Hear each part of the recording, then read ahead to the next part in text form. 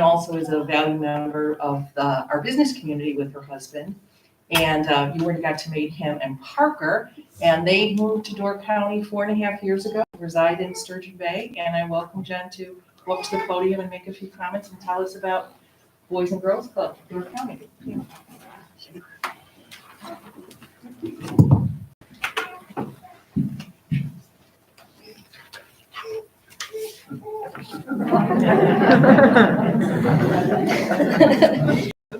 Thank you all for having me here today. I am going to start by saying I'm not a public speaker. I get quite nervous, so I'm going to follow my speech and make sure that I stick to the 5-minute rule for you. I'm here today to talk about the Boys and Girls Club of Door County and hopefully share with you why any donation to the club is really so very important, but also to bring people together and gain awareness and share the importance of the Boys and Girls Club of Door County. At the Boys and Girls Club of Door County, we believe passionately that opportunities for lifelong success should be within the grasp of every single child. And we believe the world is a better place when it works for everyone. The club never stops pushing to expand our impact and reach more youth, to reach new communities and to develop new programs.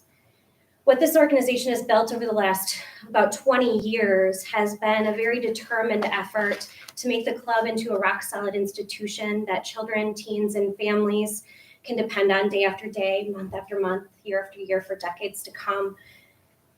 Today we have one location, one solid location, and our long-term goal is really to raise enough funds to expand into Northern Door, Sevastopol, Southern Door. And we're hoping that by early next year, we'll at least have one of those satellite sites up and running. For us, it's always been about both breadth and depth. So high numbers of kids served and deep impact on individual lives. I thought I'd start with a very short story and a reason why I get up and do what I do every day. When I recently became the acting CEO of our club, after having been on the board, I began diving into the work that we do around mental health. It's a part of our everyday, but it's not discussed enough. There are so many kids at the club and each really have their own special stories, but one in particular really won a place in my heart. He's a young boy with 3 siblings who have all experienced significant abuse in their home. They have all become wards of the state, and now they're all currently in foster care. He's 7. At 7, he's been abused by those who he was supposed to be able to trust. And he's been told through actions repeatedly that he's worthless. And imagine how that feels to a 7-year-old. I've heard empathy is defined as having the courage to see each other's pain and be willing to stand in the presence of it, no matter how uncomfortable it makes us. This boy, who was at one point unable to express any emotion, who would throw chairs and scream if someone would laugh at him, has now shown so much improvement because of our staff and their training that he now tries to help redirect other members. He finds staff members. He doesn't want to leave the club at the end of the day. He's really learning what love is. He's learning how to trust again. And it gives me a sense that we're really doing important work in our community. Every day, what we do matters to these kids, and being there matters for these kids. I've said many times that our gift to our community really is our staff. Our staff stands in the gap of the kids' lives to say, I will not let you down. I'll be there for you. I will stand with you. Our staff endures setbacks. We all know about staffing shortages here as well. They are underpaid and very often get no recognition for the work that they do. They're constantly going through training to better themselves and better the kids' lives. We've recently become a trauma site, and our social and emotional learning coordinator is now CCS certified, meaning that children who are diagnosed with mental illness can now receive specific programming with her. At the club, we unleash really the power and potential of people. When the people are confident and when they see a path forward and a place where they fit in, they can make decisions that support a healthier life for themselves and for their community. They choose education, they choose leadership opportunities, they seek job skills that they know they need, they steer clear of destructive path and they choose a path to a brighter future. Their potential is realized and not wasted. But while our work is focused on young people, our impact is far greater. We support parents, allowing them to work, sometimes second, third, and even fourth jobs. We help them build their own skills and confidence for raising children. We expose adults in our community to each other through board roles, community events, and corporate and individual volunteer projects. We try to inspire empathy and understanding where sometimes far too little often exists. We allow people to see and experience problems and injustices that they might not always be able to see. 1 in 3 children in our country grow up poor. We rank the 36th of 41 wealthiest countries in the world for child poverty. Our child mortality rate is 6.1 out of 1,000 right now, and 37 million people in this country live in poverty. In our beautiful county, we have a great deal of wealth and generosity, but right now we have surprisingly 54% of our community living under the poverty line. With these staggering numbers, we only receive about 4% of funding from the government to keep our doors open. So we rely heavily on donations, on fundraising, and grants. It's a struggle every year, and every year the need grows and grows. Our food program feeds kids every day, but we also feed those in our community. So many times I've heard from our kids that without weekend meals, they would go hungry until Monday when they could go back to school. They rely on our dinners before going home, and I can't tell you the amount of times that I've gone into the kitchen and made a peanut butter and jelly sandwich and packed it with a child because they couldn't stay for dinner that night and didn't think they'd eat. I believe as a society, will continue to come up short if we don't rethink the investment it takes to meet the incredibly important and often ambitious missions that our nonprofits have. I recently heard someone say, people are weary of being asked to do the minimum they can possibly do for philanthropic causes, but they're yearning to reach their full potential for causes that they love. And I really like that. I'm challenged by that. The clear challenge for people like me is how to inspire people to love the Boys and Girls Club to such an extent that they help us do the things that today we don't have the courage to even imagine that we can do. I'm a huge believer that the only reason anything happens in this world is that someone makes it happen. So I invite all of you to do something extraordinary for the causes that you love. Of course, I'd love it if your cause was at-risk kids, and I'd love it even more if you supported the organization of the Boys and Girls Club of Door County. Millions of kids in this country need the Boys and Girls Club and don't have it. And hundreds of kids in Door County who need the Boys and Girls Club experience don't get one. If we can raise enough funding and if we can ignite awareness, we can really expand our reach and change lives. So thank you all for believing and caring and considering the Boys and Girls Club for your current campaign. I appreciate the time this morning. Thanks.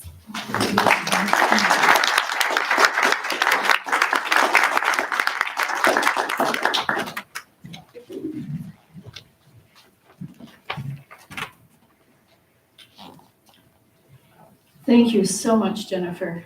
I think for all of us, it was insight into a club that we know something about, but not perhaps enough. So a reminder, October, November, December, our third Sunday monies are going to the Boys and Girls Club. So be as generous as you can and find some of that same passion that Jennifer has. At this time, if we have any other announcements for the good of the fellowship, Cindy has the microphone. Again, she will be holding it for you rather than you taking it. Other announcements? Okay. Oh yes, and please introduce yourselves so the folks at home or the folks on virtual know who's talking. I'm Meg Ziegelman, and I hesitated for a moment when I heard for the good of the fellowship, so I had to process that real quickly. For all of you who know that a better environment is good for the fellowship. And our Sister Bay residents, tomorrow afternoon, there is a vote at the Village Hall by the Board of Trustees supporting the promotion and application to become a Green Tier Legacy community. And as you know, Egg Harbor was the first to initiate, and you've seen the benefits of that as well as in Ephraim and several others. And so being as large a community as it is, this is pretty exciting. So when you get home, get on your computer right away, because this meeting is tomorrow afternoon at 2:30, saying that you support the movement for the approval of the Green Tier Legacy. And a joy under that is that our own Mary Smythe is a member of the ad hoc committee that advanced or promoted this proposal to the board. So that's pretty exciting for us to have her in there, and kudos to her. Thank you. Other announcements? Okay, thank you, Cindy. Let us begin our service.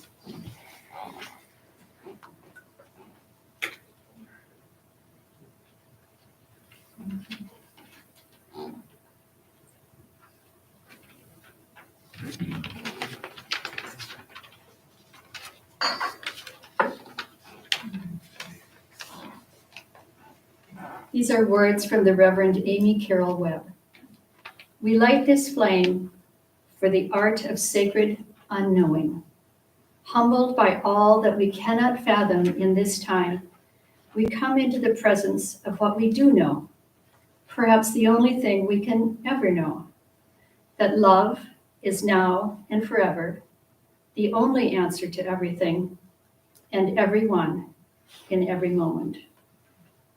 Please stand as you are able to say the unison affirmation and to hum the doxology. We gather together to seek knowledge and wisdom, to explore freely the vast reaches of mind and spirit, to celebrate within a caring community those truths, ancient and modern, which give meaning and direction to our lives.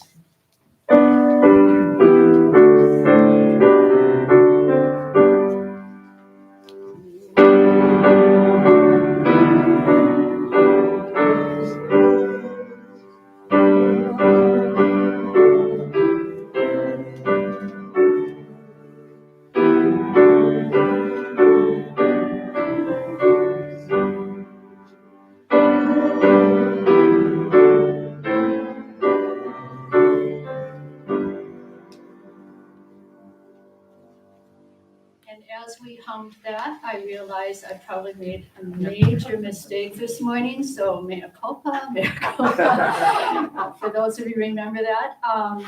But I think Jan deserved a happy birthday song, so please forgive me, board, for having us all sing. The time has come to share our joys and concerns, such an integral part of our community. Together, we share the happiness so that we may rejoice with each other, and the sorrow, because together we can lessen that burden. Again, Cindy has the mic. Joys and concerns.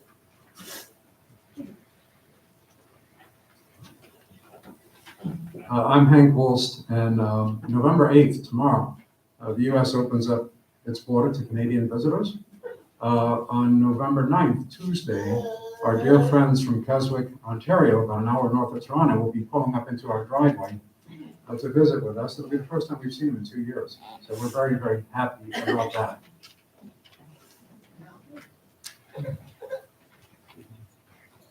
On a similar note, our daughter, I'm Judy Rudd, on a similar note, our daughter, who lives in Singapore, we haven't seen in 2 years, is coming home for Christmas. Yay. Kinds of good news. I just want to ask you to send some positive thoughts to my sister, who is 91 years old and having some issues. And she's fine as far as, she doesn't have anything that's deadly. So, but just send her some positive thoughts at this time, please. Thank you. Her name is Mary Jane. Thank you, Dottie.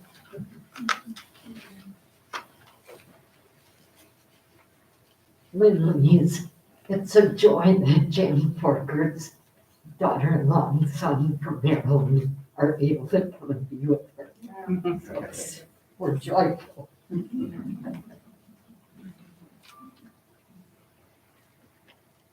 Anyone else? Thank you, Cindy.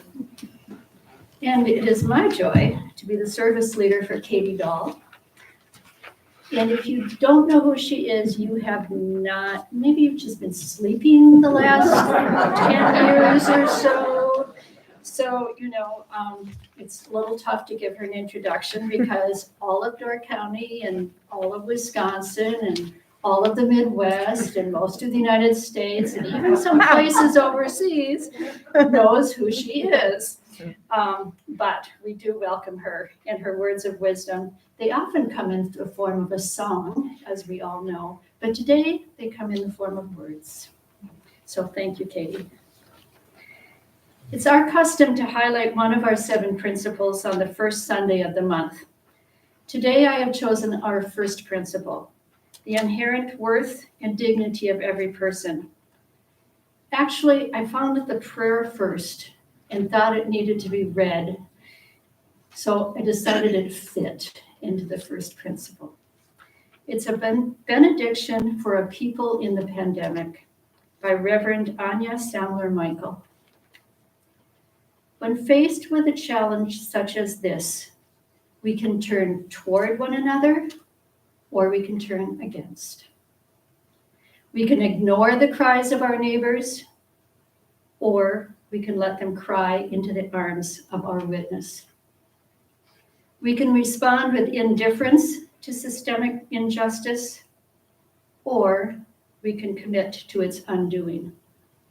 Good souls, tales will be told of how we responded when this particular hell was visited upon us earth. Let us know, and let it be said by generations to come, that when the pain of our separation was revealed, we moved closer to the promised land of our beloved community. Now, please take a moment of quiet to center yourselves and be ready for Katie's words of wisdom.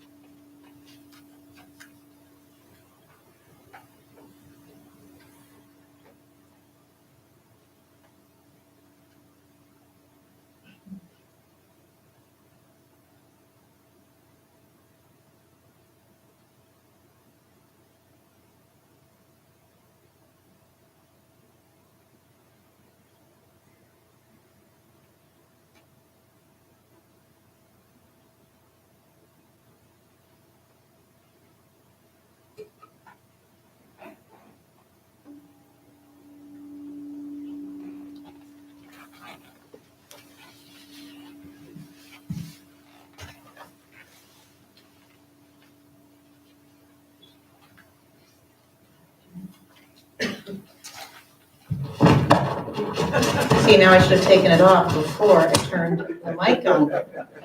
Katie Dahl. All right. Well, the last time I spoke to you, it was a while ago, and I talked about vulnerability, I think, and I have decided to take my own words to heart and be vulnerable. So I feel nervous too. I was so inspired by you saying that you felt nervous. I don't always feel nervous when I speak, but I feel nervous today. And so I too am sticking to my speech. It's a good move. This month, we're coming up on the 18-year anniversary of me coming out as bisexual to my mother. 2003, Thanksgiving morning, to be exact. My mom isn't really the cooking type, so I wasn't interrupting like stuffing preparation. And she was very kind to me. Still, there's sort of like a je ne sais quoi about coming out right before a day of eating turkey with all your Baptist relatives. So why did I choose that morning? Looking back, I didn't choose it, really. I told my mom then, because it had become too much work, felt too inauthentic, and felt too painful not to tell her anymore. And that's the same reason I'm talking to you about it today. Let me take a step back. We have just gone through a period of isolation, of enforced privacy. It's been a time of loss of loved ones and community and routine and coping mechanisms and dinner in restaurants and worry-free coughing and glasses that don't fog up inside a room. 18 months of massive isolation and loss, and it's not over yet. Every day takes a certain amount of fortitude just to get through. But the pandemic has also brought us gifts. And what I want to talk about today is the ways in which this time, for all its loss and pain and uncertainty, has also brought clarity. Times of upheaval unearth truths in us. And sometimes they raise into greater consciousness things that we already knew. I want to talk about the gifts that those truths can be. And finally, I want to talk about whether we can return to the world being the same selves we were when we began the pandemic and left it. Spoiler alert, I don't think we can. We've changed. We've deepened into ourselves in ways that have changed us. I know I have. And a lot of what we learned are truths that we already knew, but we've now begun to know more deeply. Truths that we may have sat alone with for months now. And as we creep gradually back into public life, we're bumping up against our need to integrate those truths into the selves we present to the world. I thought was mine. That was very typical of me to leave my phone on. My therapist said to me last week that our lives are like two circles: our public personas and our true selves. And that the greater the gap between those two circles, the greater the sense of dis-ease that is felt by us and by those around us. I think she's right. I said, I think you're right, but did you hear about Aaron Rodgers, and can we talk about that? Of course, there are parts of ourselves that we keep private, things that the world doesn't need to know, doesn't deserve to know, shouldn't know. But there are also gaps that cause pain and prevent us from showing up fully in the world. So let's talk about those two circles. First, the circle of the true self. For me, during this time of solitude, my true self has had time and space to etch itself more clearly into my consciousness. And I've become more conscious of parts of myself that for years have been obscured by A, my perceptions of public opinion, because before the pandemic, I saw public opinion everywhere I looked, and B, by my own constant motion. Because suddenly habits that had allowed me to avoid my feelings, like travel and gigs and visits with friends and having one too many beers at the Coyote during a Packer game, were erased. So things became clear to me that hadn't been clear before. So what does that do to the second circle, the circle of the public self? For me, having a clearer definition of my private self meant that my public self, to which I have begun returning as the pandemic diminishes, we all have, felt more distant from the truth. There was a greater sense of that gap, that dis-ease that my therapist was talking about. And that meant it was time for me to look for ways to bring those two circles closer together. In my own life, some of the things that have become clear to me during this time are big, and some are small. Most of them I already knew. For example, it's become clear to me that I find it really hard to play songs for people who aren't listening. I've known that on some level for years, but I made a lot of money doing it that way, and I don't know how long it would have taken me to admit that was true if there were no pandemic. Another example, it has become clear to me that I only want to wear comfortable pants from now on. As Anne Lamott puts it, don't wear pants that judge you. Life is too short. Without a pandemic, it might have been years before I realized just how true that is. So what I want to ask you today is, what has become so clear to you, so true, that you need to live into it publicly? Is there anything like that in your life? For me, the biggest truth I already knew, which I now need to live into publicly, is the fact of my bisexuality, which I sometimes refer to as being bi or being queer. I wrestled as I wrote this talk with the question of whether my own experience of queerness might be too specific to resonate with you. no matter what your own journey has been. But I'm trusting a lesson that I've learned from songwriting, which is that universal truths live in specific details. So I'm going to tell you a little bit today about my journey in hopes that some of it might resonate for you, some of you, and help you live into questions of authenticity and honesty in your own life. I am bisexual. That means I'm attracted to both men and women. I've dated both men and women. Since 2008, I've been with a man. You know him maybe, my husband, Rich. We got married 7 years ago. And I'd like to pause here and make it clear that living in a heterosexual marriage affords me a lot of privilege and safety that other queer folks lack. I generally pass as straight even if I'm actively trying not to. And even now, when we're more open to non-straight sexualities than any other time in history, we live in a heteronormative world. Homophobia is pervasive, heterosexual privilege is everywhere. So I want to acknowledge that. I live in that privilege a lot of the time. I first began to realize I was not straight my freshman year of college at an a cappella concert where my fellow Carleton College student, Emily Fisher, was singing. If you had seen Emily Fisher sing, you too might have realized you were not straight. It was something else. That was the first moment that I consciously understood I was attracted to women, or attracted to anyone, really. Looking back, though, there are plenty of experiences earlier in my life that I now see through a lens of queerness. Like meeting my middle school friend Hillary, a hockey player with curly hair and a stunning smile who I wanted nothing more than to be around all the time. Or like watching Kate Winslet in Titanic. Or watching Kate Winslet in Sense and Sensibility. Or watching Kate Winslet in anything. Luckily for me, I grew up in the golden age of Kate Winslet on screen. I also grew up in the world of the conservative evangelical church, just as issues of gay rights were starting to seep into the public mainstream. Ellen DeGeneres came out on TV 10 days after I turned 11 in the spring of my 6th grade year, and my church took notice. In middle school, sex was the topic of almost all of our youth group conversations, mainly how to make sure you didn't have it until you were married or maybe never ever at all, and if you did, how sinful it would be to have it with a person of the same sex. I learned at Christian sleepaway camp that AIDS was the curse of the gays, as they called us there. In 7th grade, my youth leader said to the group, "I hate the gays. I can't stand them." I'm sure some of you have heard worse by far.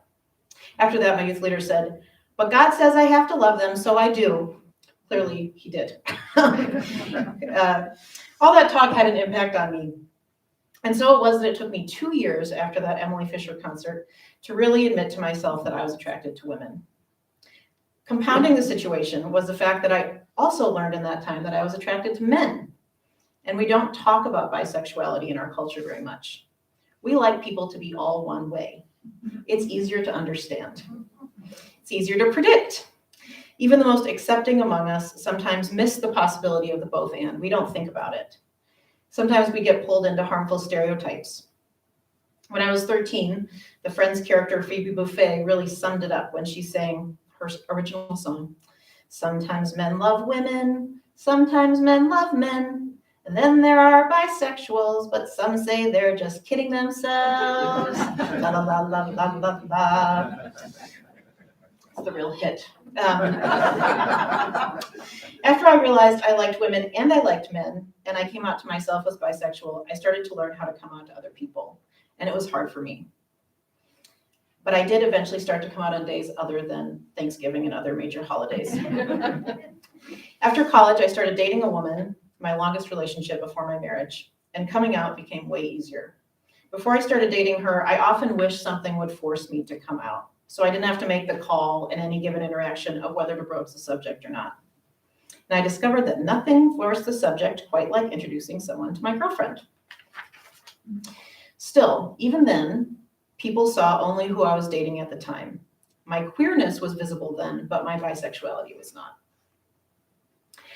When my now husband, Rich, appeared in my life, I was surprised to find myself dating a man, and I was even a little disappointed.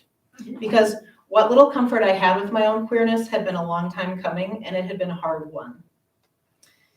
But I came to love Rich deeply and to trust him intimately. He knew from the beginning that I was queer. He wasn't threatened by it. He respected all of me. He is great. And so after 5 years of dating, we decided to get married and create a life together. That decision too was a long time coming, and it was hard won. My relationship with him, the security and joy it brings me, the way we choose to be kind to one another, is one of the things I'm proudest of in my whole life. But in a lot of ways, my marriage pushed me back into the closet. People I had known pre-Rich thought maybe I had finished my experimental queer phase and come out on the other side into the solid ground of heterosexuality. Some thought I must not have actually been queer in the first place. And people I met post-Rich generally assumed I was straight, and I can't blame them. If you're monogamous with a person of either gender, bisexuality is invisible unless you make it visible. I didn't know how to make it visible. And so as I built a career in music, a career that included a certain amount of small town or international, thank you, Cindy, folk music scale notoriety, my public persona appeared straight by default. And that straight by default perception extended into my personal life as well. On some level, this never felt right to me. But for years, I tried and failed to come up with any good reason why the world should care. Why should it matter who I was attracted to, who I had dated in the past, if I had now chosen a life mate? When I did bring up bisexuality to friends or family or acquaintances in the years after I started dating Rich, a few of them really understood. A few of them were bi too. They still are. But I often encountered discomfort or sometimes outright resistance. Some people seemed to think it was exhibitionistic to talk about, or that it was an expression of dissatisfaction in my marriage. Some people seemed to think I'd given up my place in the queer community, that I didn't deserve to call myself part of that community anymore. And some people equated bisexuality with promiscuity or non-monogamy. It's a common myth, but it couldn't be farther from my own truth. And so I grew quiet. I let those two circles of my life, the private one and the public one, drift further and further apart because that was the easier thing to do, and because I felt I didn't have the right to bring them together. Turns out I'm not alone. According to a Gallup poll, a majority of adults in the LGBTQ community, 55%, identify as bisexual. But we are much less likely to be out. A study by the Pew Research Center found that only 28% of bisexual people said they were out to most or all of the important people in their lives, compared with 77% of gay men and 71% of lesbians. This invisibility or identity erasure can take its toll. This summer, the New York Times quoted a 2017 review of 52 different studies, finding that bisexual people had higher rates of depression and anxiety than straight people, and higher or equivalent rates of depression and anxiety than other queer people. The Trevor Project found that bisexual high school students reported more feelings of sadness and hopelessness and more thoughts of suicide than those who identified as heterosexual or as gay. This is exactly the kind of dis-ease my therapist was talking about. The dis-ease that happens when the circle of one's true self is different from the circle of one's public self. Like any good mask, the gap between my private and public circles shielded me, but it also made it harder to breathe. And like I mentioned before, even the best masks really fog up your glasses. During that time, I've tried to find ways to breathe and to see clearly and to be seen clearly. I made a music video with a queer relationship in it, and I wondered if that would make anyone see the real me.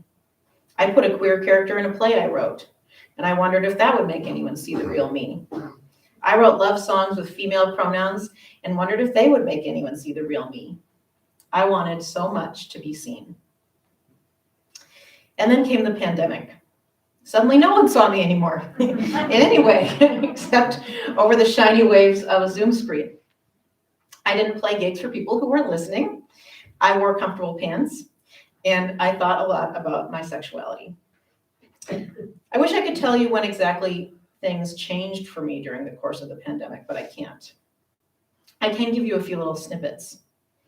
I watched an episode of Sex Education, an amazing Netflix show. Highly recommend if you haven't seen it yet. In it, a character named Ola, a bisexual high school student, a girl, shows up for a date with her boyfriend, Otis, wearing a tux. I was shocked at how much it meant to me to see that on screen, to see a bi woman show up for a date with a man looking queer. It hadn't occurred to me that one could do such a thing. I didn't know girls who dated men were allowed to wear suits anymore. I cried. I watched David Rose, the bisexual man at the center of the show Schitt's Creek, and the straight-ahead normalization of bisexuality that show provided. That meant so much. I saw my friend Kate post on Facebook about being bisexual. She said, coming out as bi has always felt to her like too much and not enough at the same time. That felt so true to me. Gradually, through all these things, I started to feel a little more seen. And that helped me see myself better. I started wondering what would happen if I chose to make myself more visible. None of these things made me start shouting about bisexuality from the heavens, but taken together, they added up. All that alone time, as I saw those things, that added up. All that time living and breathing without thinking about how other people were looking at me at any given moment, that added up. For so long, I had thought, this is true about me, but why should it matter? And what I came to believe during the pandemic is, it matters because it is true. It matters because it matters to me. So I have started looking for places to bring my circles closer together. I stuck a Bi Pride sticker on my water bottle. Turns out it's a poor quality sticker and it's already fading. So the world of adhesive wants me back in the closet. Instead of just writing songs with female pronouns, I wrote a whole song about growing up queer in that conservative youth group. I wrote about my sexuality openly on Facebook, and I felt lifted up by the responses and support that I got. A close friend of mine wrote to me after that to tell me he was bi too. I would never have known otherwise. I wore a suit to the Bob Dylan show Rich and I played at the auditorium a few weeks ago, and let me tell you, I felt like $1 million. And then I decided to talk to you about this today. It's almost like I'd been swimming in water that was a certain temperature for so long, I forgot I was swimming in it, until all of a sudden during the pandemic, I touched the air, and I realized what a temperature difference there was. Realizing that difference has been a great gift. Decreasing that difference since then has felt hard. It has often felt like work, but it has also felt really good. As I said before, not everything that is private is meant to be out in the open. It's different for everyone, and the two circles of our lives are separate for a reason. We all live inner lives and outer lives. But in a perfect world, those two circles wouldn't be farther apart than we want them to be. Not so far apart as to create a sense of dis-ease or to make us feel invisible. What are the ways in which you wish you were seen more? Maybe there's an experience of grief or abuse or chronic pain or shame or addiction or joy or love that feels invisible to the world, that you wish weren't quite so invisible. Maybe there are parts of you that feel hidden. Maybe there are masks you are wearing, besides the literal kind, which you are also wearing, that are making it hard to breathe. Maybe there are places you can bring your two circles together a little more closely. I think for me, this is just one more step in becoming my truest self, a journey I'll be on until I die. This is a big step, but it's neither the beginning nor the end of the process. These circles of mine are always going to be shifting.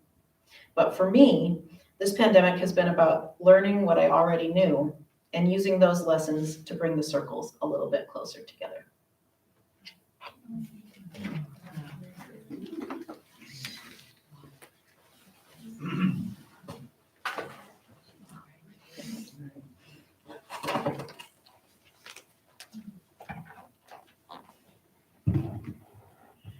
Thank you, Katie. As always, you bring us food for thought. And how can we be our better selves? Thank you. It's a bit chilly these days, even though today is absolutely gorgeous out there. So Memorial Garden is certainly available to you. But otherwise, if you choose to visit with each other, we would appreciate it if you would spread out throughout our building rather than getting too close together, I guess is the term. So our closing words come from the Reverend Cynthia Landrum. We leave this gathered community, but we don't leave our connection, our concerns, our care for each other. Our service to each other, to the world, and to our faith continues. Until we are together again, friends, be strong, be well, be true, be loving.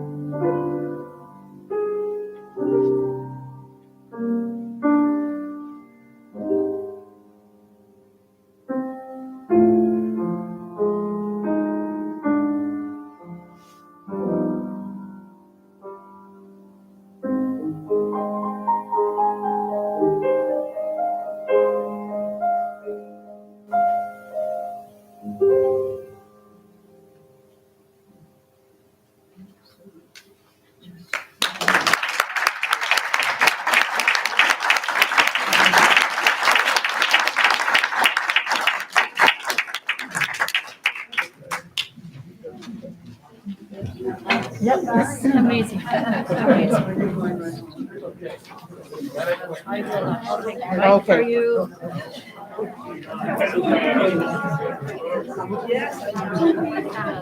Thank you for joining us today.